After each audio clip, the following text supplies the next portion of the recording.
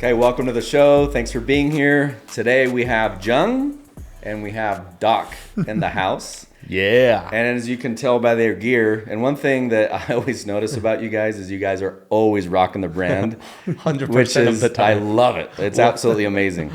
So thanks for being here. How are you guys doing today? Good. Good. So why don't we start here? Let's take it from the top. Where do you guys hail from? When did you get to the States? And we'll kind of take it from there. Why don't we start with you, Jung? Born in Korea, not North Korea, South Korea. South Korea. Please don't ask me that one. From South Korea, born in Seoul, it's capital city. Sure. And I told you I've been there once before. Yeah, you told me that, yeah. We should go together again. We need to go. With me. Yeah. He's a professional guy. Let's go. And I think I came here after my missions. Was 2003. 2003. 2003. And I went to school, didn't like it, don't like study, don't like teachers, don't like books. I like play. I love people. So I just like to talk to people. Sure. And I thought tuition is wasting my money. So I collecting that money, I changing the visa from F1 to E2 visa. So I legally can do business in the United States. Oh, wow. Okay. That's how I start. So how long were you, so was that college that you were doing when you first got here? What kind of studying was it? I studied at the Solar Community College, like I think 1 year. Learn ABCD from that school. And then how was your English when you first got here in 03 and went to the community Somebody college? asked me like, what time is your name? My answer was, my name is 7 o'clock. That was my English skill that time, man. Yeah. So I don't speak at all. Well, I only can say my name is John. That's it. Yeah. And I can't speak English well. So somebody trying to speak with me, I always say, can't speak English well. Sure. That was my favorite sentence that time. And you got that one down really well. Then I don't like study. So I collecting my own tuitions, talk to my parents. What if I open some business? That's a What'd they say? Were they mad when you said, I'm really not going to do school? They really mad. But, so tell me about this. Well, I'm going to ask the question. So let's put a pin in that one. But tell us your story. Yeah, so I am also from Korea, born in Korea, in Incheon, where the major airport is. Got here in 1999. 99. I was a 6th grader. And yeah, came here to essentially study. That was my parents' plan, without us knowing. And Okay, so you just said without us knowing. yeah, So let's dig into that. Because I know the story. I just don't know how much you're willing to share. yeah. So my parents wanted to go on a family trip to the U.S., like do a whole tour of the. Had you ever been to the U.S. before? No. No, we've been to Guam, I think, but not the lower 48, I don't think. So it was our first time we came in. We kind of did a couple weeks in the, California national parks. We kind of did the whole tour. And then we came to Utah. And then we were supposed to kind of fly back the next day. I remember my parents sat me and my brother down. I was 11. My brother was 12. I was like, hey, we're going back. You guys are actually not coming back. It's crazy. And I think we were actually too young to realize what was going on. And they'd bought me a Super Smash Bros, the game, Nintendo 64, the day before. And I was like, huh? What's going on? And the next day, they were literally leaving. I still remember vividly. They got in their cars and they're like, hey, we're off. I was so confused. I was playing this game and I was like, hey, see ya. Like, I gotta go play. And they were gone. And it's like, now thinking about it, 99, there's no technology, right? There's no FaceTime. There's no WhatsApp. And it's like very far. But they happened to have a family friend who had a family friend in Utah. And that's how I got to land in Utah. And so, yeah, they were gone. And I started going to school, I think, like the next week. Yeah, so that's how I landed. So you were in 6th grade, 12 years old? 11 years old? Yeah, I was 11, going 11 on years 12. Old, Yeah. Going on 12. Yep. And you had no idea what was going on? Literally no idea. And yeah, no English, nothing. Like I got put into classes and it was like, I don't know what they're saying. Crazy. Like I'm there. Like everybody's raising their hand to like order lunch, I think at the time. And that I think the system now I think about it is like they would have the daily menus. The teacher would say, hey, this is the menu for today. Like, who'd like to order? I had no idea what was going on. And so, like, some people are raising their hand. I was like, I'm not raising my hand. Didn't even know how to order lunch. Sure. So I remember not having lunch for like 2 weeks, and it was just like, didn't know the language. But you get accustomed to it pretty quickly. You're young. You can. Did the family that you got put with, did they speak Korean? They were a Korean family. Korean family? Yeah. So we stayed with them for about a year or so. And were you and your brother together? We were together. Okay. Yeah. So then a year or so, and then what happened after that?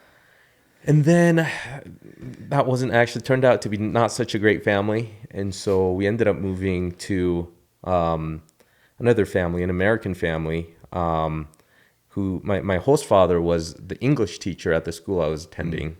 Unbelievable, amazing family. The Kenningtons were still a family. That's awesome. So that's awesome. Yeah. So I said I was going to put a pin in it.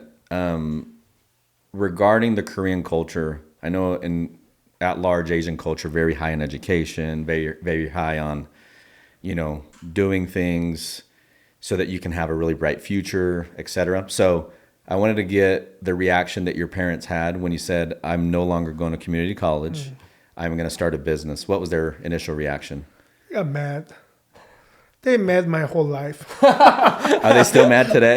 No, they're happy. They're super happy. They're probably like, yeah, we told Jung to drop out of school. Because, when I was young, I was not healthy kid. I mean, I was really skinny and small. Sure. Now I'm just, this much, but You're strong now. That time I was like skinny. I went to hospital all the time. Really? Yeah, I got allergy, not enough, breathing problems. Sure. Something like that. So my parents never say no, always say yes, because they only think about my health issues. Sure. They don't care about the study. Okay, everything's okay. Just go to church and be healthy. That's the only thing. So let me say this, and I talked about this at a conference that we did last week, but I said, when you have health, you have 1,000 wishes. Right. When you don't have health, you have one wish. Yeah, it's true. So I get what your parents are saying. You guys know this. Yeah. When we're sick, like nothing else matters other than getting healthy. 100%. Okay, so your parents just wanted you to be healthy. Yeah. So I was like kind of a little spoiled kid because, I do whatever I want. Yeah. And then I know that everybody says you're a break dancer. And if we had room in here, I'd have you show the audience your skills. I'm like 40 pounds gain weight. but talk to us about like your break dancing, and because I know that when you first started Cupbop, and we'll get there, a big way in which you got customers to notice you and notice the truck and your food was by break dancing and kind of being the crazy guy. So talk to us about that strategy. I was a professional dancer in Korea. That time I was skinny, okay? Skinny, and I was pretty good. So, like 1996 in Korea, they have a world championships in Korea. I mean, not the world. I mean, in Korea-wise. Yeah. The biggest national competitions. So I got the second place. So that was pretty good. I think. The reason why I'm saying this, because I don't care about the study. I don't care any other stuff. But something I really, really like it, I have to be number one. That was a dance for my life. So I put in effort, spend times, like almost like 7-8 hours practice every single day. Don't care about the study, don't care about the school, don't care about any other stuff.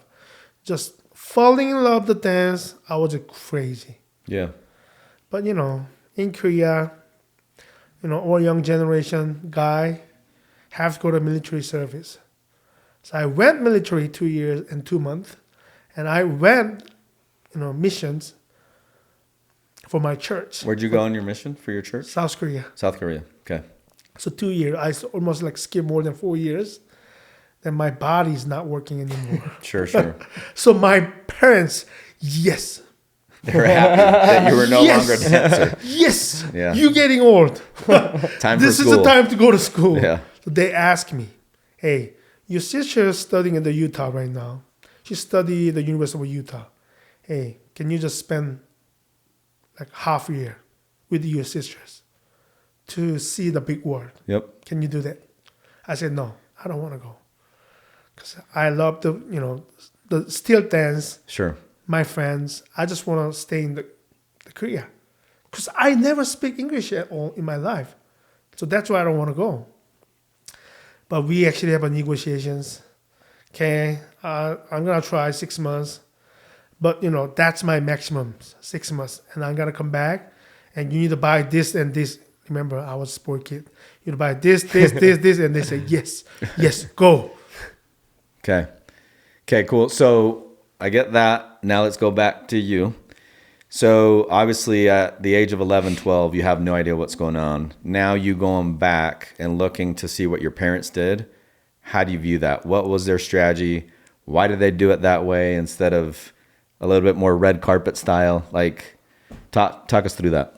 Yeah, it's actually crazy thinking about it. No, when you first told me that story, Oh. I mean, you saw my reaction. I couldn't believe it. I was like, what? Because I don't think I could do it to my kids. There's no way. No. It's just, and the fact that they did it back then when it was, And you had no clue, no anticipation before it occurred. Just no clue what the hell is going on.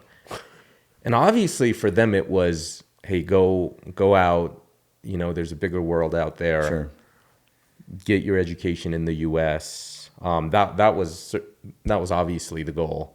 Looking back, I think my mom is the one that really pushed it. She's very much like, if she needs to get something done, she has to get it done. Like, bam. Like, she's one of those Sure. people. And so, I mean, that was kind of what they were thinking. And for my mom, it was like, hey, if we do all this, because what you could do back then, which I don't think is no longer possible at this point, is back then you could come on just a tourist visa. Sure. And you can actually legally switch it over to a F1 student visa back then. And so my mom was like, no, let's just go and convert it. Like, we don't, look, they don't know anything. It's not like getting ready is actually going to help. Mm-hmm. We just got to go do it ASAP, is I think what they were thinking. And it's crazy. It's literally crazy. And I don't know. She must have had some kind of conviction because it's hard. Do you think if she would have told you and your brother what was occurring, that it wouldn't have been able to get done? Or you think she could have, I mean, obviously. Yeah. Yeah. Why that way versus a different way? I think if they would have told us that we would have, we were going, we definitely wouldn't have liked it. Sure. We had all our friends in Korea. Yeah. We didn't speak the language. Yeah, so she was and just you don't get to stay with your parents, right? Yeah, and so I'm sure we would have thrown, a big, and they would have had to probably reconsider if the kids are like, I can't, right? Because if the kids are like, Mom, there's no way in hell I want to go, right? How do you drop them off, right? That's true. So it's almost like you take cold that turkey, man. Cold turkey. You just got to do it. And I think that's what rip they the were Band-Aid thinking. off. Yeah. Okay, so your brother. Yeah. I mean, what's he doing now? He's in New York. He is a partner at a big law firm, Kirkland and Ellis. Okay. Yeah, I know that law firm. And yeah, he's been there since law school and Amazing. still there. Where did he do his law school? Duke. At Duke. Yeah. North Carolina. Yeah. Cool. Okay, so now let's do this. So did you go to school in Utah? Yeah, we all went to BYU. BYU. Yep. Okay. So BYU, did you do graduate work as well? Nope, just undergrad. Yep. And then after BYU, you end up in New York, correct? Yep. I started at Goldman, and I was So what did you do your undergrad in? I did my undergrad in accounting. Accounting. Didn't want to get into accounting. You said you did not want to? Did not work in accounting. Yeah, but you wanted to understand the language of business probably. Yeah, so I think at some point, and this is another kind of story, is I was thinking about, I went into college, and our family had a lot of hardships. When we were in middle school, high school, my dad's business goes belly up. What was Like, his business went through in Korea? It was like some like manufacturing business that had to do with like cell phones at the Sure. time, with like the Asian financial crisis, all of that. Like I think I was 8th grade, 9th grade is like when it hit the fan, and I was like, oh shoot, like we got nothing left. Yeah. You know, and you know, obviously they did absolutely everything they could to kind of make sure that we were not impacted, and we really, for us in reality, weren't impacted because they shielded as much as possible. But you kind of know what's going on, right? Yeah, like yeah. at that age, high school, and so. Well, I'm sure with your experience too, you grew up fast. Just Oh, going yeah. through that shock when you're 11. Like Oh, you yeah. just grow up so fast, and your awareness now that you went through that is just boom, Yeah. way up there. So that was going on, and so now it was like time ticking bomb. We're like, okay, how do I graduate? How do I like And go this make a is lot of money? 8th grade? I think 8th, 9th is when the Early. Yeah, It that's was when young. the business went under. And then so graduating high school was like, okay, we got to go to college. We got to graduate. We got to make money. And did your brother stay with the same sponsor family every Yep. year? Yeah, So all you of guys us. graduated? Yep. Yeah. Yep. And then Do you have other siblings? I have a little sister. She joined us like a year after we came to the U.S. So she was a Same fifth grader. strategy, or was it like, hey, you're going No, with so your my brothers? mom wanted to do the same strat for all three, like leave all three. And my dad was like, please, can we at least keep one? And my mom was like, okay, we can keep her for a year, but she's going as soon as she turns 6th grade as well. Wow. And so, my sister, we all went to BYU. My sister ended up. And you weren't familiar because BYU is the mecca of the LDS. Yeah. And I'm assuming you Yeah, guys. I am not LDS. I was the 1% non-LDS population at BYU. Took like the intro to LDS classes with all the athletes, football players. I'd be the only person like in the dorm on Sundays. I remember good times. But yeah, but BYU. So not just a culture shock with United States like lifestyle, language, but then you have this subculture, if you will. Yeah.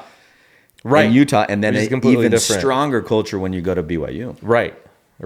But I think by the time I went to BYU, I was kind of accustomed to it because Yeah, a lot you're of my used to high it. school students, friends were already, Got it. LDS. And so it wasn't a huge transition. But yeah, BYU is a great school. They offered And actually great accounting. great accounting, and we didn't, we weren't that well financially at the time, and they were Great value. Yeah, great value. Yeah. And so we all three of us went to BYU, and they were kind enough to give us really generous scholarships right off the bat when we were going in. Okay. Yeah. Okay, so let's go. So you're at Goldman. When did you meet when he was at Goldman, or when did you guys connect? Yeah, that time I just opened the food trucks. My first food trucks. 2000. Was it one truck? One truck. Okay. Actually, it's a trailer. Yeah. 2013. And May did you 1st. call it Cupbop from the start? Oh yeah. Yeah. And then maybe for the audience, explain what Cupbop means. Cup, it's English, cup. Sure. Bob means a rice, so So bop is rice, cup is yeah. cup. Yeah. Bop Rice is in like the rice cup. and or meal. Yeah. It works as both rice or meal. Yeah. So like one of the little small town in Korea, the Cupbop was a really famous on the street food. Street food. And I saw the documentary about the Cupbop when I was But living in Cupbop US. wasn't like a business. It was a thing, like street food It's in a general. street food in Korea, but certain area. It's just really popular in one Got it. specific so, area. So you would say over there is Cupbop, which is just a street of street food. Exactly. Yeah. And I saw a documentary about the Cupbop, And the light bulb went off. and wow, what if I bring those concepts in US? It might be work. So And were you in love with cuisine? Were you in love with food always, always? yeah. You're always in the kitchen. Because I love experimenting? people, and when I hang out with the people, I want to making some food. And whenever I'm making food and people love it, I really like it. Yeah, I noticed that about you. Anytime I visit the store and you're there, you always want to fix Always. something for us. Yeah. He's always there. And I was like, no, Jung, like we're doing a grand opening. Like I know you're busy. You got in it. No, I'll come back. And then you come back with this incredible, delicious feast. That's what I love. I love that. Yeah, yeah. So that time, 2013, I opened up the food trailers, and he was in Goldman Sachs in Salt Lake City area, right? Yeah. So I got a spot in Gallivan Center in Salt Lake City downtown area. So hold on. Did you go to New York first and then back, or how No, did that so work? there was a program that they had just started. So I was thinking about, I was just graduating, and I could have done kind of the Mac Masters, and it would have been, you get your kind of internship and you get your full-time. And then they just started this program in the investment research division where you train your kind of first 18 months. Got it. And then you go. And so for the first 18 months is when I was there. And like 2-3 months before I left for New York is when the truck started. Wow. Yeah, so we overlapped. Yeah, we just overlapped for a little bit. You almost missed it. Yeah, we did. Yeah. Okay, Yeah. so you guys meet each other. Okay. Keep going. I was in the truck selling Cupbop. I always stand up the window, guys, because I love to talk to people. Sure. And they got like, when Cupbop opened it, it's like 200-300 people line up. In the It was line. crazy. Yeah. So I think I told you this, but my nephew, he was also working with one of the big firms, either Goldman or somebody, I can't remember. And he would follow the food truck on the app to figure out where it was. Yeah. Because I never tell anyone my schedule. So every in the morning at 9 a.m., I post it at the Facebook and Instagram. That's it. Yeah. So if you guys want my food, following us. That's crazy. Yeah. That's my message. Okay. Then they call me So and 200, 300 people. the 200-300. Oh, it was crazy. I remember. If you see the 200-300 people line up in front of your truck, your mind is out of it. Yeah. Because there's so many people. Sure. But he's the only Korean in 200-300. Yeah, literally, I was the They only have Korean all in there. my American friends lined up. But he's the only Korean because I'm making Korean food. I don't want to say Cupbop is authentic. That idea from Korea, Sure. but that's like more like Americanized Korean food cuisine, I want to say it. Sure. It's like more my American friend style Korean Yeah, food. it's Americanized. Yeah, Yeah. It's like Panda Express. Sure. I get it. You never seen any Chinese people in the Panda Express. You go to Chick-fil-A, you never seen any Mexican people Yeah. over there. Yeah. But my own American friend eating the food and spend all the money, right? Yeah. So if I want to making some concept, I want to making Korean food, but American people get like those kind of food. Sure. So he's the one every week run to my truck and get my bowl. I said like, why? You're so weird. You're Korean. It's not for you. It's for my American friends. Like, why you come every single time? Because he's the only Asians. Yeah. I remember that. Yeah. Yeah. But one day he came. He called me Hyung. Hyung means old brother. Hyung, I'm going to New York. I'll see you guys later. Please be succeed and come to New York. I'm gonna miss you. Big smile, and he left. Wow. That's how we meet each other. Crazy. Yeah. He's one of my first customers. Oh yeah, like when they first started the truck. I remember because there was a Galvin Center, and they would have those. Which is in Salt Lake. Yeah, which in Salt Lake. They would have, I think, Thursdays. Wasn't it? Thursday. Yeah. Yeah, Thursday they would have a food truck like Food truck day. round. Yeah, and I was always going there, and one day I saw this like bright yellow truck that said Korean barbecue in a cup. And I thought, what the hell? Like, there's no Koreans here. That's crazy. So I went immediately to the truck, tried it, and I loved it. It was like, oh, this is so good. This is something I've never had. But I knew that it was going to work for this market, right? Because, I got my, obviously, authentic Korean food as my soul food, but I also have McDonald's, Taco Bell as my soul food as well. They coexist. And I thought, wow, what a good concept. What a good brand. And I loved it. And kind of the 2-3 months I overlapped, I was there every week, and yeah, it was time for me to leave. And yeah, I still remember I went, made sure to go buy the truck. He let them know I brought was leaving. different friends every I week. used to always bring all my friends, and one thing I noticed was they all loved it. I loved it. And keep going back. Because my very first time, there weren't that many people. But it's like every week you could visually see the lines growing like crazy. And they would be like, what? There would be like 7-8 trucks. And it would be, you would have the Cupbop truck with like 100 plus people, another truck with like 3 people. And it was like, wow, what a great brand. So before I park my trailers, people already line up. They're waiting for Oh, yeah. So if I park different one and everybody running to my truck and waiting it, that was a crazy. Yeah. Okay. I love you guys. Miss you guys. So truck and then a brick and mortar. Okay. So when did you put out your first truck? What year? 2013, 2013. And then your first brick and mortar happened what year? 2015. 2015. And what store is that? What city? It's right next to BYU, So Provo. Provo City. Okay. That's my first store. So South Campus, Yeah. BYU. Yeah, that's my Store store. one. You can go check it out. Yeah. I actually had some friends over from Puerto Rico last week, and we drove around BYU, and then they had Cupbop at the conference and fell in love with it. I think my buddy had like 3 bowls. Oh, that's awesome. And then he wanted Cupbop again, by the way, that same day. And I said, well, do you want to see store number 1? So I took him by that store, and he said, that's so cool. It looks so original. It's our favorite store. It's my favorite store. Yeah. So go check it out if you haven't seen it. Okay, so store 1, and then when did you start getting involved? I got involved in What store number? Summer of 19, and we were just opening. We had 10 stores. I think we were just opening our 11th at the time. Autumn store, right? Yeah. So we early, had 10. early. Yeah, we had 10 stores when I joined. And then if you count Indonesia, what's the store count currently? Indonesia's got like a couple hundred now. 200. 200 now. So 200 Indonesia, and then in the U.S. Will be with what's in the pipeline.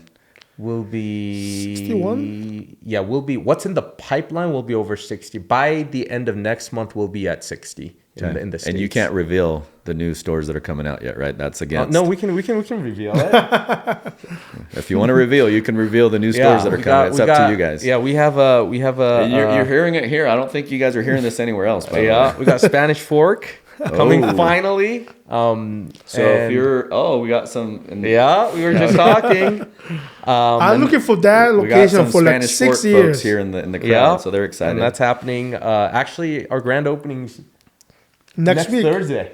Wow. Yeah. 18th. So 18th Spanish Fork, and then we got. Has Spanish Fork been asking for a store? Was it? Oh yeah. So many people. I mean, it's just hard to find a spot, and we finally found the spot. And same with Bountiful. So Bountiful's coming probably late May. The exact date is TBD, but that's finally coming. Spanish Fork, Utah. Yep, Bountiful, Utah. And yeah, we're looking to expand. San Antonio is an area that we're really looking for some locations right now. And so I think we'll start probably going into that market sometime this year. Is Texas as far east as you go currently? Yeah. So I know you're in Oklahoma. Yeah. You're in Texas. Yeah. Colorado. Idaho. We got 2 stores in El Arizona. Paso, Texas El Paso, already. yeah, we got a Paso. couple in El Paso. Yeah, I love El Paso. So yeah, That's cool. so exciting stuff. Okay, so you get involved at about store opening number 10, number 11, and then when you get involved, I'll ask you, what's the impact that Dok made? Dog brought a lot of stuff. Because, this is my first business ever in my life. I don't know anything about it. I just love the people. I just love the food. But, I need a little more. You need somebody structures. that actually went to school, Right, huh? like professional guys. Not dancers. Yeah. But I needed some little more professional guy can make a little structure for the company. But listen, this is what's crazy is you need it all. You need it all, Right? You do. And you talked about this at the conference, and I love if we could get into it, but and maybe we'll get into it now, but you spent time, can you mention the company that you were working with when you were an investor? Yeah, Citadel. Citadel. So Yeah. if anybody that knows Citadel, massive firm. Yeah. Like one of the largest in the world. Yep. Incredible, like massive balance sheet, tons of cash on the sidelines at all Yeah. times. And you mentioned in the conferences, this was eye-opening to me, but you said as an investor, you felt, these are your words, that you kind of knew more than the operators? Yeah. And then now as an operator, Oh my you're gosh. like, I'm almost embarrassed now. Oh, 100%. Because I was saying things that was just so one-dimensional. that are It's just crazy. one dimensional. And so Yeah. maybe let's elaborate on that, because Jung is a true entrepreneur, Yes. and an incredible CEO. 100%. And CEOs don't have to be these spreadsheet magicians that know all these pivot No, they tables bring and something whatever. completely different to the table. The way I define CEO is a chief evangelist officer. Yeah. Two main roles: culture creation, culture maintenance. Yep. The chokehold of a business, it's the psychology of the business leadership and the culture that you allow. And you're only as strong as your weakest link. You promote what you tolerate. Yeah. Right? And culture, it's everyday talk, everyday conversation, everyday movement. It's everything.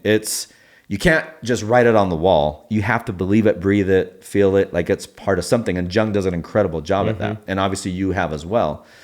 So by you coming in, harnessing this beautiful culture that you can't create this in... It You just can't doesn't create it at happen. Citadel. Yeah. Like, so you have this beautiful thing, and then you come in and create the sophistication that allows it to scale. Yeah.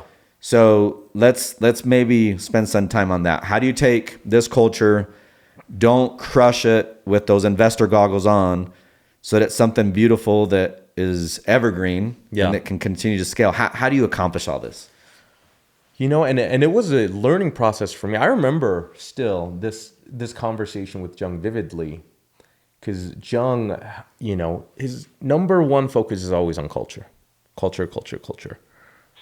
And one day I was talking with him and I was like, Jung, do we need to spend this much time and resources on culture? It's like, look at all the national brands. Like, who's got culture other than maybe Chick-fil-A? It's like, they don't have it. They're there. Do we need to focus this much? And Jung, I remember, told me, he's like, hey, remember when you used to come to Cupbop, the truck?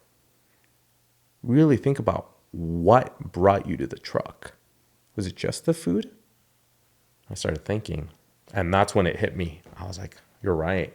And the more I got to understand kind of the business side of it, it was, I mean, especially in a consumer sector like restaurants, like the brand and the culture is really the only moat we have at the end of the day, right? Like we don't have patents around our food, right? And if you really think about it, that is really the only moat we have against our competitors. And yeah, I quickly realized that is exactly why he's going all in on it. And I got on board right after that conversation, and we've never looked back. Beautiful. So, John, like, where'd you learn the importance of culture? Like, how did you, as a business owner, how did you know that this was so key?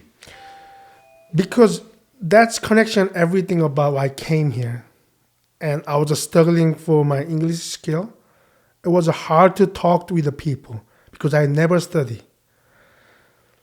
But smiles always working. Only thing I do in the trailers, shouting, dance, and smile and high five.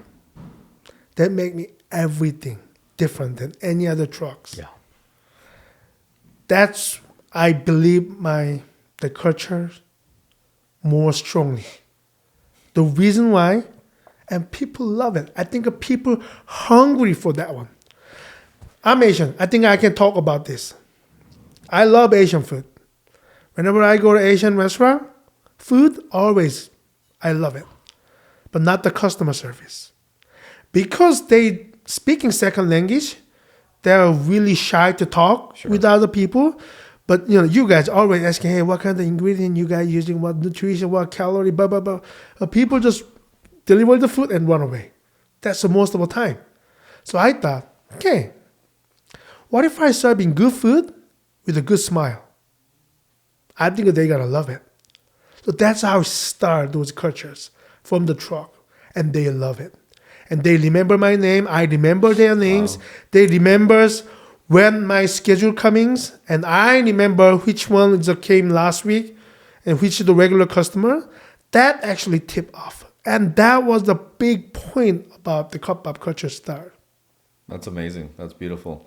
So how would you define Cupbop's culture? And I think I'm going to ask this to both of you to see if we get different responses. How how would you define Cupbop's culture? Right now, Yeah. when I was working the truck, I'm the crazy guy. I was super happy. I got a lot of tips because I smile all the time and they love it. But when I expanding, like open more store, open truck, more concessions, because if I'm here, I'm not there in Provo right now. Sure. So somebody need over there, right? So it was really hard to, the training the cultures. So we make a little system with the dog and all the teams. Like And sorry, so did Doc help a lot with those systems when he joined in 2019? Yes. So you made the because I got all company the more idea, systematic. but I don't know how to set up like the system. Sure. When Doc joined it, making structure in company, and he's making some training programs, Yeah. like bonus structures, Sure. like detail stuff. It was only in my mind he actually making in the paper, making video, those kinds of stuff. Yeah. So this is what I say, and I've witnessed this in multiple companies that I've been involved with, and you may agree with this or you may not, but I always say you can't scale relationships because you're one person if you're here, not somewhere else. But I do believe that you can scale culture. Yeah. But you have to create a system that allows it to scale. It's hard. It's hard. It's very difficult, It's but so it's hard. what makes a business. Yes. And it's what makes Chick-fil-A. Yes. So again, everybody watching, systems are perfectly designed to get the results that we want to get. Sophisticated systems, sophisticated results. Lackluster systems, lackluster results. Yeah. So you had the intuition to take this beautiful culture and systematize it with his skill set. So you guys can come together and use both of y'all's unique abilities to be able to grow the business. Yeah. So you define it as what? Happy, relationship based, smiling. How else would you define Cupbop's culture today? We're still working on it. I think I can give you a 40 points out of 100. Sure. Yeah, long way to go. Sure. But still, because I'm not going to give up. He's not going to give up. Our team's not going to give up for this. Sure. So that's why we hire a lot of new people.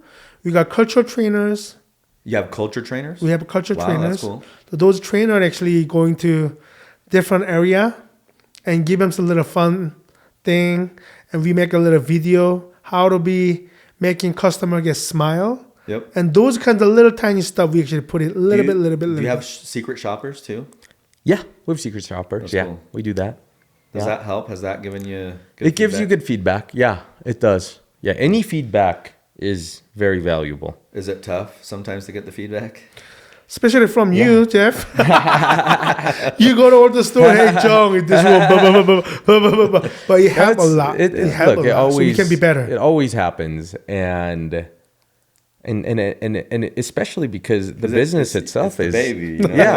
It's it's such an operationally intensive business model that there's a lot of human variable in this business model. Okay, right? so I want to get into that, but let's get your definition of Cupbop's Cupbop, energetic, culture first. fun, crazy. Yeah. And let's go over Edgy. some of the sayings because your hat says something on it. Yeah. So talk to us about what that means or Yeah, who came up with this it. is one of our slogans. Obviously, Jung came up with it. He's obsessed with poop. I don't know why. So it's one of our early slogans: "Eat Cupbop, poop gold."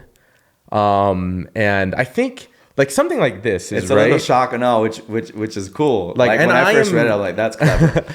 I'm convinced we're the only restaurant brand that has a slogan that has the word poop in there. Yeah, I'm convinced. And the thing is, because that raises the moat that much more. It does. And because it's Cupbop, it's not weird. It's like we can pull it off. Oh yeah. But if McDonald's tried to do it or some other brand, it's not weird, happening. right? It's Yeah. like, well, what? What are you talking? What are you talking? Right? So it really depends on the brand, but we have that. That's where we started. It's very Jung-esque. Yeah. But you have to remember, don't get me wrong, some people really don't like the poop. Like, why you guys are using the poop? Because you're selling food. Yeah, we get those comments sometimes. Some people love it so much, but I have a reason why. Because that's Asian cultures. Like, eat Cupbop, poop gold. Eating good thing come out. That's the start meetings. It makes sense to me. Yeah. The second thing is the golden poops. I know you guys like I can't make a break, but you know, and the symbol. If you dream about the golden poop in Asia, you need to go to lottery ticket the next day. Yep. Bring the luck. Brings good luck. Love it. Remember, guys. Okay, I'm not trying to. You know, No, I like it. no, I'm not trying to make a story. This is a weird culture things. Yeah. So the golden poop is to bring the luck. So that's why. Listen, what I love is it's bold, it's different, and it makes perfect sense. Yeah. And then you have just eat. Yes. What else? What other sayings You do you guys got- have? Don't do drugs. Don't do drugs. Don't do drugs. Do Cupbop. I like that. Your mom eats at Cupbop. We got that. We got a lot. Yeah, I love that. We got a lot. We offend some people, but this is what we see. For every few that we offend, we create some real followers, almost Hey, like listen, cult the like people followers. that get offended are probably your number one customers anyway, because they care enough to get offended. Yeah. They're in Yeah. your stores. So- they're eating that Cupbop. Yeah. And hopefully they're pooping gold. Who knows? Maybe if they weren't Hey, so some critical, people they'd poop actually, more gold. some people sending email. Hey, I gotta finally You get know, golden you poops. will not believe how many Google reviews we literally get of our cup boppers literally just writing, "I pooped gold." That's awesome. You know, so That's cool. Cool deal. So we started talking about the operational intensity behind QSR and just food and beverage overall. So maybe talk us through that, especially in today's the world is very different. I was talking to my Very wife about different. this morning, but the world completely changed post-COVID. Yes. Like it's not the same world, especially in food and beverage. Yeah. So talk to us about that operational intensity. yeah, it's just right, because how do you scale? And this will be your answer will be really helpful for people Yeah. thinking about opening up a restaurant or getting into the food and beverage world. I think it sounds romantic when people Yeah. are first getting into it, and then you start realizing it is all so the hard. intricacies. So It let's is go so over hard. that. It's a tough business, right? It's tooth and nail. Next to no barriers to entry to start with, right? The fact that Cupbop started from a food truck and we're here tells you everything we need to know about the industry, right? And unlike other almost better business models, scaling requires opening new stores, right? And so number one, it's not easy to scale because you have to have new physical locations to actually scale. But because of the industry, right, it's almost like doing manufacturing, but you have to have, for us, it would be working with 60 different manufacturing plants and trying to get it somewhat the same, right? Yeah. And that's the intensity that it requires because there's so much human touch, right, into it. And with technology, And a lot right? of turnover. Yes, a lot of turnover. And technology can help with some of that, but I think over time, like restaurant space is a space where technology is also very slow to move, right? Because as an entrepreneur being in restaurant tech, generally you have less of an incentive to get into restaurant tech because the what you're kind of replacing, right? You can replace a software engineer. Like you go into, you want to get into AI because, I can replace 10 software engineers and that's $1.5 million, right? Sure. That's big value, right? And the dollar value is just not close to that, right? And so it inherently slower technology development in this space, a lot of human interaction, human touch. And so, yeah, it's hard. Okay, so here comes the question. Yeah. You're at Citadel. Yeah. Great career. I mean, a lot of people that are in the investment, iBank world or investment world at large, they dream to have that job that you're in. Yeah. So why in the world did Dok resign from Citadel and join with the breakdancing Korean over here? It's a great question. So I think I was... And I want to know what you were thinking too as you were trying to recruit him. So I knew I've always knew I've wanted to do something entrepreneurial. I didn't know what, but I was like, that would be really fun. And I'd been in, kind of hardcore finance at that time, going on 7-8 years. And what was your focus at Citadel? What were you buying? I ran a book about close to $500 million portfolio, public equities, mostly in industrials. That was my sector. So everything from like multis, like GE, Honeywell, 3M, these national multis companies, to like very cyclical industries like, mining, heavy machinery like Caterpillar, to, all kinds, engineering and construction firms. And so that was my focus. And then prior to that, I was doing some energy as well. And I knew I wanted something entrepreneurial. Food never occurred in my mind, so that was never an option. And so when I thought about, and I thought, hey, if I do this for too long,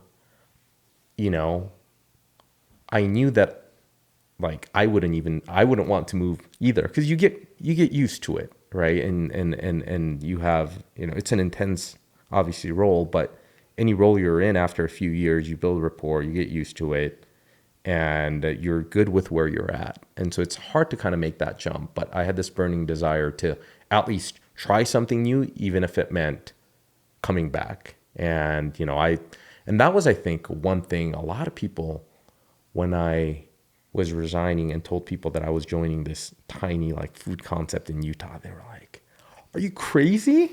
Like, are you out of your mind? What?" For me, it was like, where's the risk? Like, I'll go back to Citadel. Like, I've made them pretty good money. It's like, sure, there's pay gap in the few years, whatever, if it doesn't work out, but that's really the only opportunity cost. So like in my mind, I was like, no, it's not that much risk. If anything, I'll probably learn operations and I'll become a better investor anyway. And so I initially thought about joining, a SaaS startup like everybody else. Sure. Started looking into that, got a few offers from, a number of different companies in various stages. And I just started looking at kind of the whole package and everything, and it just wasn't that interesting. I was like, also, monetary wise too, it's like to be able to kind of get a big exit, let's say, something, let's say at least like 8 figures within the next few years, kind of to be able to do that. It was, you'd have to have like a multi-billion-dollar actual true exit. And I was like, what's the likelihood of that? Sure. Right. And plus, like, I'm not leading the charge on it. I was like, maybe it's not that interesting. And then literally one day I saw Cupbop. I remember Cupbop, and I was like, I wonder how these guys are doing. And so I went on Facebook. I was looking at them. Sorry. So this is 4 years after? This was probably at least five. 5 years. No, it was more than 5 years after I'd left. Okay. Because at that point I'd been in the city for, I don't know, 6-7 years. And I looked at the brand. And I could tell they were kind of going on about 10 locations. And I love the brand. I always loved the brand. And so I started, doing a little digging into kind of the QSR industry, public markets, and was very surprised to see that the markets treat QSR extremely well. I was like, okay, that's interesting. And so I decided to just hit Jung up. So I think I Facebook messaged you, right? And I was like, hey, Jung, let's talk. He was one of the best customer. He spent a lot of money on my trucks. So we got Facebook friend. Was he a good tipper? I think I was. I probably was, right? I can't remember, but because I like him, that means he got good tips. Yeah. So well, he tipped you really well too by bringing tons of clients to your truck too. So he called me with a Facebook. I think a Facebook. Yeah, I think I sent a message and said, hey, let's talk. And he said, yeah, we can catch up. Okay. Your reaction when he first reaches out? So What was your reaction? He asked me first, okay, hey, do you have any spots so I can join you guys? So he explained about Citadel, Goldman Sachs. I have no idea what that is. Like, okay, it seems like you're living in New York. You expensive. Stay there. That was my answer. Stay in New York, bro. Because we are growing up. Sure. That point, we spend a lot of money to build up the store. Yeah. So we're not a lot of saving the money. But if you join, as a COO or CFO, you're gonna pay a lot of money. So I like you, but Not I don't that think much. I can afford you. Yeah, yeah. Yeah, just stay there. You expensive. Okay. But the answer was, okay. hey, Jung, I don't care about the money. Wow. I just want to making this brand to the national. Wow. Can I join? Yeah, at that point, it was, I'd saved up enough. It's like money for me. Always, it was like once I kind of got over that initial Sure. hump of, graduating and doing this, taking care of family, it was less about, you can always make money, right? And the thing that drew me to Cupbop, because I first called him and I started asking about the business and how's business, this and that. And Jung would tell me, he said, hey, like we're at, 10 locations now. People love our brand, but it's getting like really tough to manage. We're kind of like right at that state. And we kept talking. And one thing that really drew me to Cupbop at the end of the day, I think, and because I don't think I would have joined any other food company, like, because that wasn't really even, a thought I had, was I remember Jung telling me, like, it was towards the end, it was, hey, there are a lot of like very successful hedge fund managers in New York making a ton of money, but nobody has been able to create a national brand out of Korean cuisine. Nobody. And that was it. When I heard that, I was like, okay, I got to do this. Like, that's the coolest thing ever. And then I talked to Yuri, his wife, and she said, we have no money. I was like, I don't care. Like that's not why I'm coming, right? Like, we want to build this thing to the moon, literally. And so, they really didn't have money. So I remember, coming on, I won't say a figure, but it was less than what I made my first year out of college. Sure. And like, it was probably like 10% maybe was of what I was making then, but it didn't matter, right? That wasn't the focus. We knew that we could grow. And that, I'm sure, gave you a lot of confidence because he wasn't coming in to gouge the business. He was truly coming in to create value for the business. Right.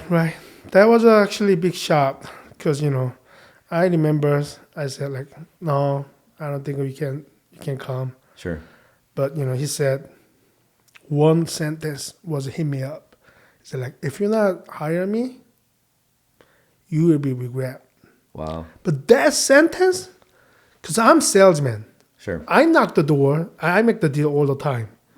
And I know what's the real world. It's not the fake world. But that moment, and when he told me that, oh, right. If I didn't hear it, I'm going to regret so much. That was like popping in my mind. Okay, I'm going to hire these guys. And I remember, because we had that conversation, and I think he had that conversation with Yeri, and Yeri was like, maybe we need somebody like him, like in 4 years. And I was like, So 2 years. 2 years, 2 years, 3 years. I was like, Jung, it's like in 2 years with the right person, the company isn't a different company in 3 years. Like that's, and so, and when it was cleared up that money wasn't an issue. Yep. We were just like, let's go. Okay. So, Jung, golden poop question. Okay. Do you regret bringing Dok on board? Of course. No.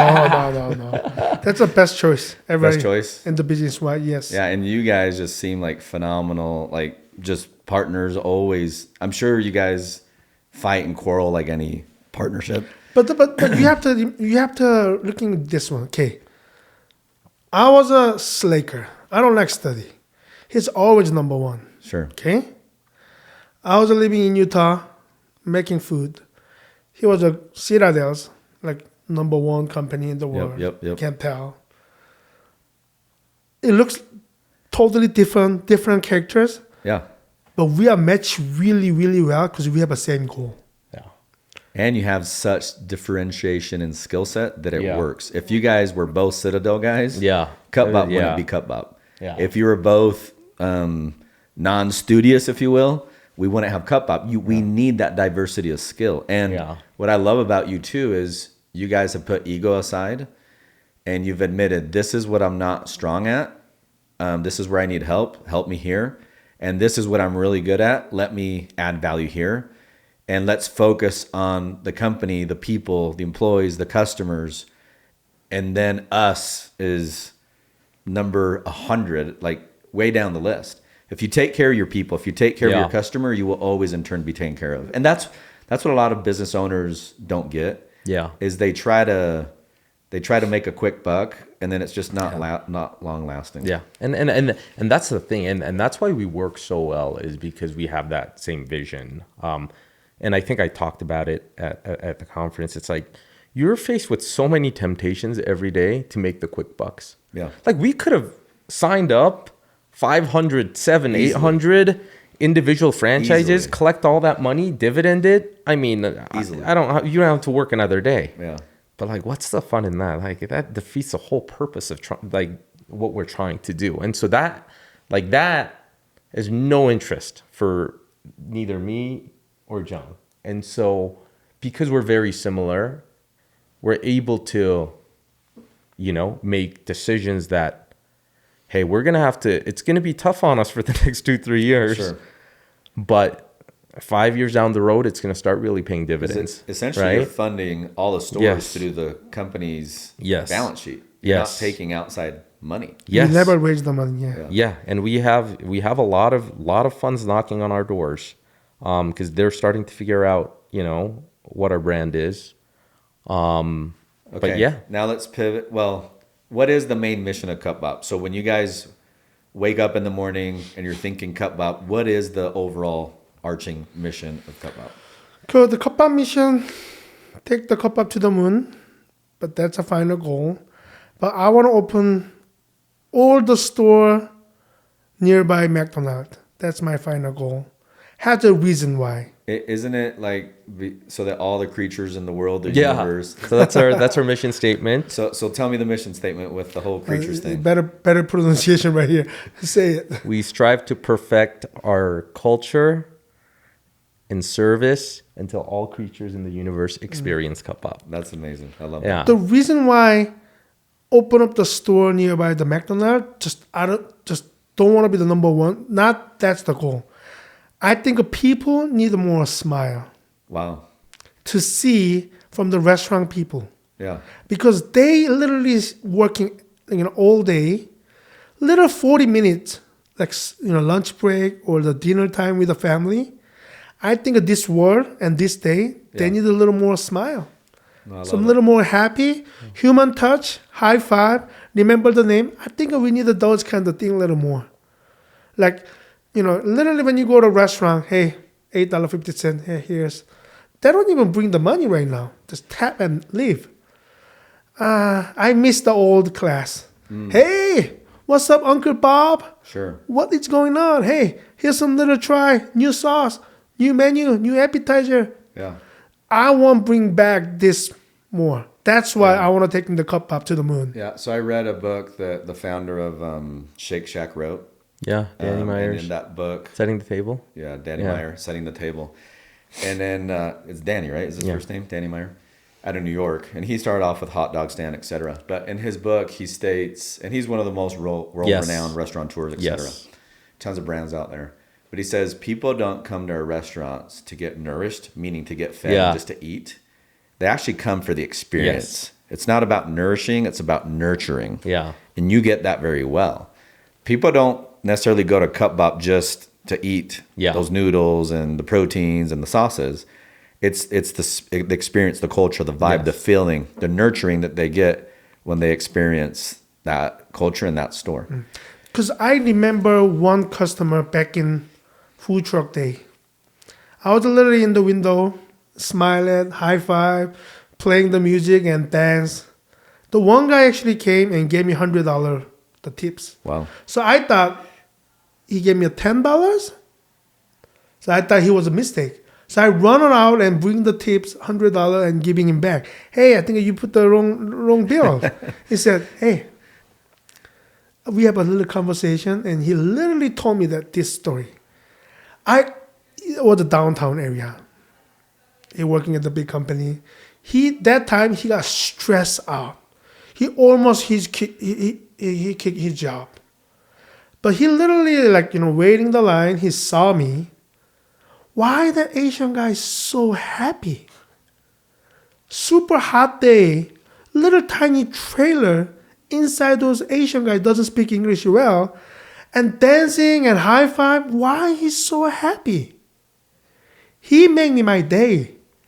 If I have more than $100, I'll give you more. Wow. And he said, I'm sorry, I only have $100, but you changed my life. Wow. You changed my date. Here we go. That's crazy. So that after that conversation, okay, I'm not just selling food. Maybe I can selling more futures. I can create the cultures. I can making people happy. So because of those little experience, everything's changed my mind. So that's why I want to open much of a store, not because now I want to be the number one. I want a communication with the more people. Yeah. Happy, smile, give them some little motivations. That's what I want. That's my goal. Okay, no, that's beautiful. I mean, if you want a lesson on culture, a master class on culture, Jung just delivered it right then and there. So beautiful, very well said. Okay, we talked a little bit about funding. Yeah. Now Shark Tank. Yes. That does funding. Yeah. So let's talk about why Shark Tank. How did you get on Shark Tank? How did that experience go? Let's talk about Shark Tank.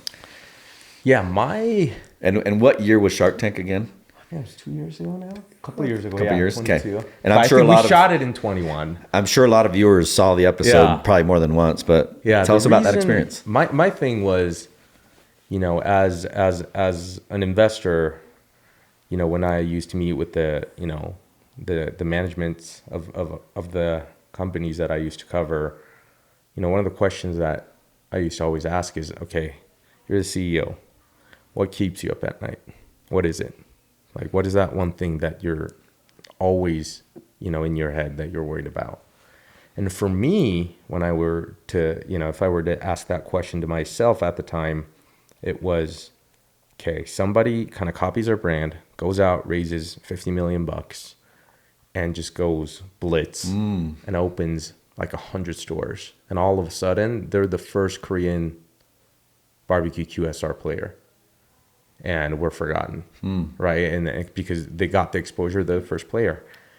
I was like, how do I cement ourselves and get our name out there nationally where we cement our brand as kind of that first mover? Wow. Because we certainly, we are that mover.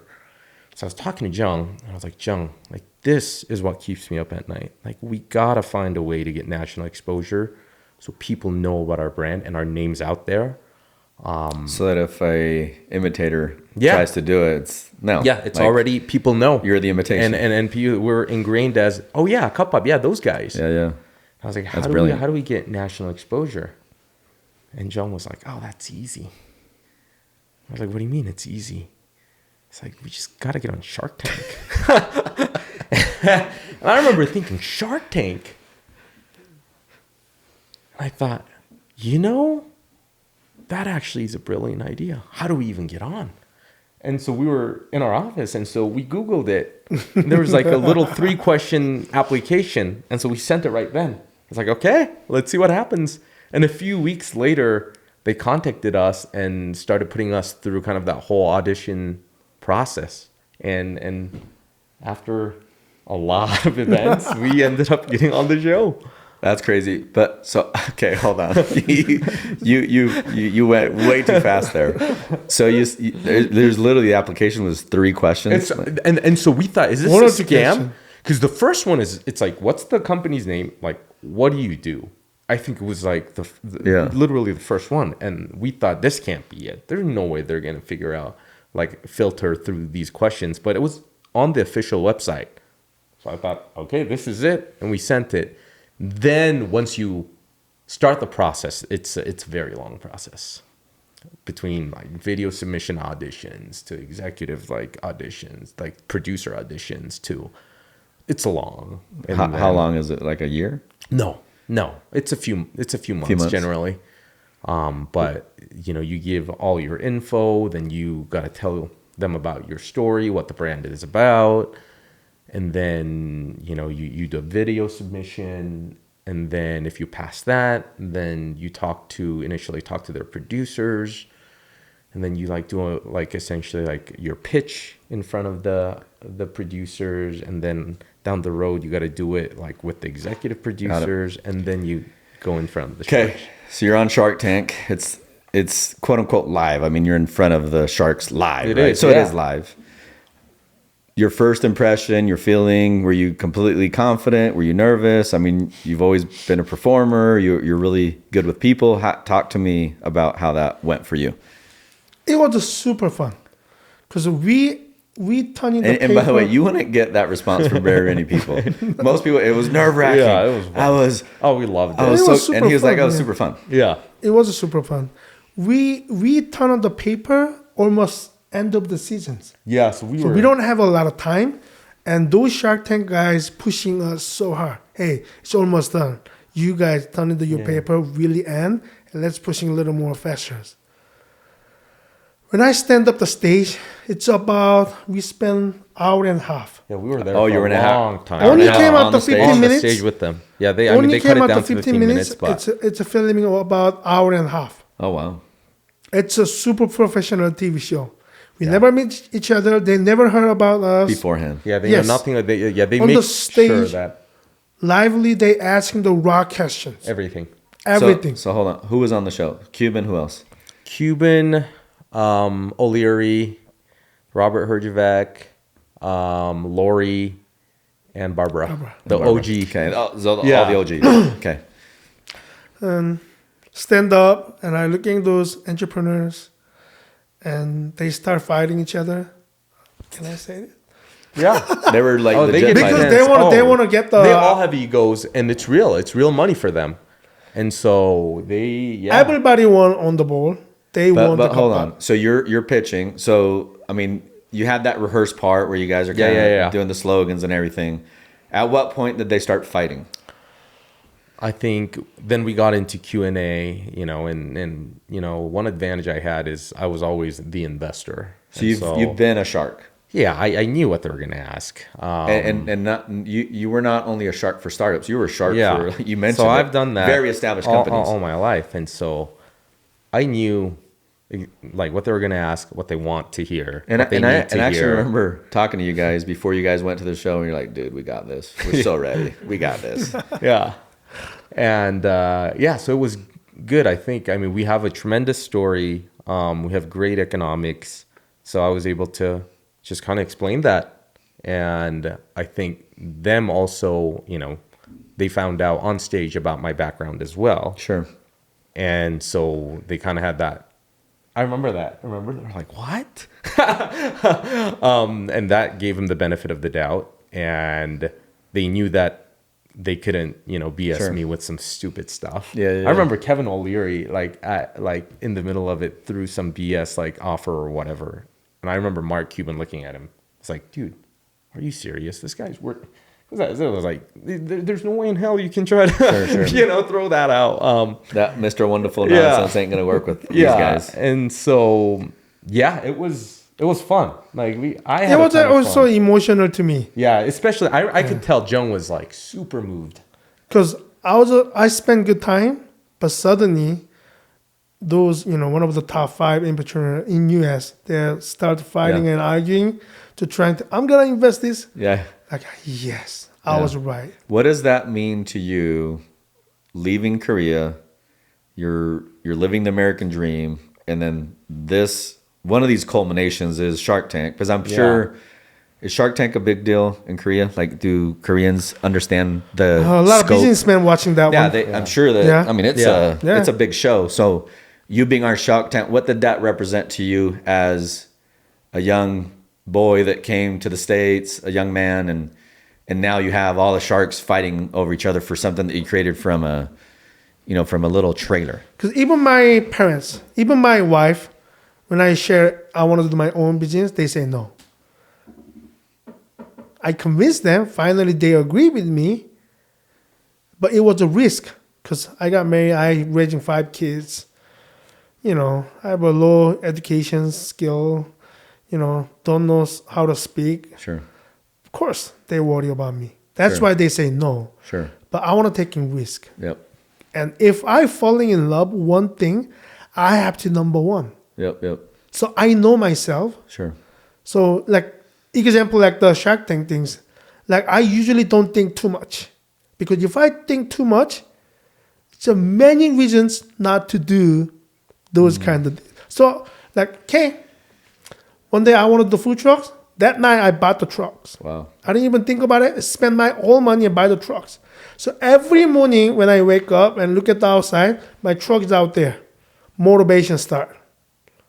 If I didn't buy and think about only, there are many reasons not to do.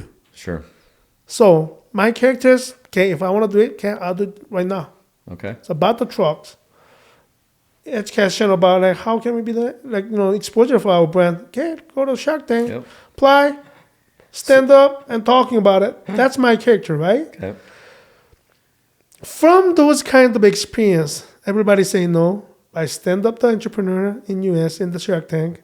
Everybody fighting was super emotional because I proved myself this is all right. It's awesome. Come check it out. Look at my face. Can you say keep saying impossible word to me? No. Impossible mean to me is I am possible. Sure. So just don't ever say it because I'm gonna do it. And Beautiful. I'll do really well. Very well said. Love that. That was emotional. Came out. I got like, they're fighting. remember I that. love it. You look at me. Like, you I okay, was like, Joe? Jung, no time to get emotional right now. So every shark wanted Cupbop. Yep. Who was a close second? Who almost got it? I mean, Robert, it was actually crazy. Robert gave an offer, like the sheer amount of how much just money he was throwing was the most that was ever said. Sure. I think in Shark Tank. Wow. Like actually as What a was serious his number? offer. $5 million. $5 million. Okay. Which even for Robert, I think his net worth at the time was like, I don't know, it was like 200. It's not a small chunk. Yeah. Right? And he meant it. He just wanted a bigger piece, which we weren't interested in. But Mark definitely got it. Right? He was like, okay, He understand. this is what these guys need. This is where I can help. Sure. And so it was very clear, I think, sitting there, Mark was kind of the right candidate to Okay. link up with. And then after the fact, things didn't materialize, et cetera. And we don't Yeah. need to get into that, but Yeah, it's just it's once you kind of verbally agree, right? Because all you agree on is price, and as we know, if you go through a transaction, there are a lot of details. The devil is in the details, Yeah. and so those things just there were a lot of things that we couldn't come to terms with, and so which has to feel pretty awesome. Saying, yeah, we can't come to terms on that. Yeah, Like, and I think part of it was we were a little bit bigger than typical kind of Shark Tank contestants, and Mark, understandably, with all the businesses that he runs, he's got this Shark Tank template that you have to abide by, which didn't fit us, and we just had to say, hey, sorry, like it just doesn't work for us. okay, awesome. Super nice guy. Oh. He's aggressive. He's a super He smart. really wanted to get our deal done because he would email me. I was like, Doc, like, let's get it done. Let's get it done. And big respect for Mark. Like, we would email him. Without fail, he'd email me back within 30 minutes. Wow. Like, that guy is a beast. So, And that's why he's Mark Cuban. yeah. Yeah. Exactly. Okay, so we've gone over a lot today. Time is winding down, so we need to go ahead and conclude this show. This has been absolutely. Hopefully, you guys have had some fun today. Yeah. Well, that was It's awesome. been really cool chopping it up with you guys. You guys are definitely heroes in my book, and I really appreciate you guys. And thanks Appreciate for it, man. just dominating the space and just doing it with love and with passion and compassion. So props to you guys. So as we sign off, the name of the show is Live Life by Design. I feel like everybody's an entrepreneur in their own right. You can be a dad and you're more entrepreneurial in the way in which you father. You can be a stay-at-home mom and you can be more entrepreneurial in the way in which you're a stay-at-home mom, et cetera. You're all living your life by design or by default, right? Advice that you want to give to all the entrepreneurs out there watching from, the blood, the sweat, the tears, the years of what you guys have learned. What are some send-offs that you can end the show with? And then we'll go from there. Why don't we start with the CEO and then we'll go to the COO. Be the man in your family first. If you're not succeeding in your family, if you don't get any respect from your wife or your kids, you can run the show. First thing to be a good CEO at your family, then you can run a really good business show at your company. Love that. That's how I can say it. Beautiful. Thank you. Doc? Just goes back to don't give into these short-term temptations. And that's how most companies end up failing. And as an investor, I've seen just so many, like these companies start diversifying to diversify when they don't need to diversify and start doing all kinds of stuff, and they lose focus, and and they take the shortcuts, which inevitably comes back to bite you. And it's hard when the temptation's there, but you just got to be very cognizant of it and look at the long haul. Look at the long haul. I think that should be applicable to all entrepreneurs, and we try to do that. I don't know, I think we're pretty good at it. Sure, we could always be better, but yeah. Love it. So no shortcuts. Be the CEO, more so than of your company, of your own life and your family. I say this all the time, regarding money, but some people are so poor, all they have is money. You said this earlier, money's always there. It always comes. It's a commodity. So live your life by design, be an entrepreneur, and go for it. So with that said, thank you for being here, and we'll go ahead and sign off. Thanks, everybody, for being a part of the show. Thanks. Much love to you guys. That was great. Hey, thanks, dude. That was awesome.